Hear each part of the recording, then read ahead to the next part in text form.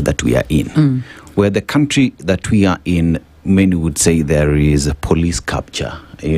Police are supposed to capture offenders and bring them to justice, right? But in this case, we're talking about police capture by the political class. Because every other time, even as late as yesterday, during the arrest of MP Kahuria, being told that there were orders from above. And that in its own self paints a picture of a police service that is not operating as per the law, as per the constitution or the standing orders, because they are captured in one way or the other. I'll also give you another example of the OCS Central, when he released all the arrested demonstrators and said there was no crime here. What did we see? He was arrested and later transferred.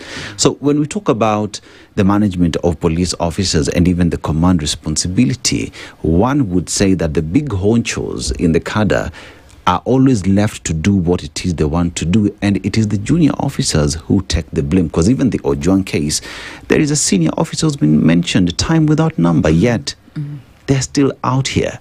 So how are we managing? Is it that the law does not apply to everybody?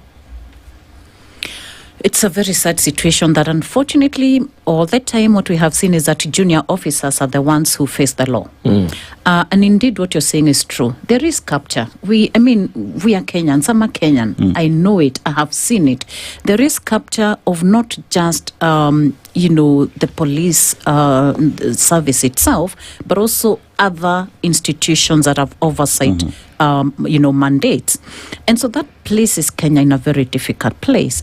But the question is, why do we have persons in leadership positions allowing themselves to take up a responsibility and oversee an institution or a national constitutional institution, but under instructions of the executive?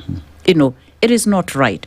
And one of the things that the police service is supposed to be is independent. That is a very big responsibility of the police. It's actually supposed to be an independent service. The Inspector General of Police is independent. He should make his independent decisions. And actually the chain of command is that it goes back to the Inspector General of Police. So he cannot, and I'm using he because the person sitting in that office now is a he cannot use the excuse of I was given instructions. From where, by who? That's your office, right? And so the question of independence is worrying. The oversight mandates, when they do the investigations, they should be clear. Because it leads to a certain level of command. The command could be at station level, command could be at county level, sub-county, whatever it is. That command is defined. So what does the justice mechanism do? So I think institutions have to start not just working together, but delivering based on their mandates. And they need to remember that they are not employed by the executive. They are employed by the people of Kenya.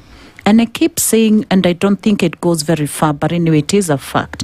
At the end of the day, you leave a legacy. The office you hold. What do your children, what are you telling your children? What will they be saying their mother, their father, their sister, their dad did when they were in that office? What legacy are you carrying? And for the police service, the biggest issue is also not just what they do, but the perception of what Kenyans see and uphold of the police service to be. You did raise again the issue of the service from the force. One of the things we are contending with right now and really struggling with, is the issue of excessive use of force, arbitrary arrests, the kind of decisions you've talked about. Somebody who plays his rightful role and duty being punished for doing good. What kind of a country punishes good? He only did what was right.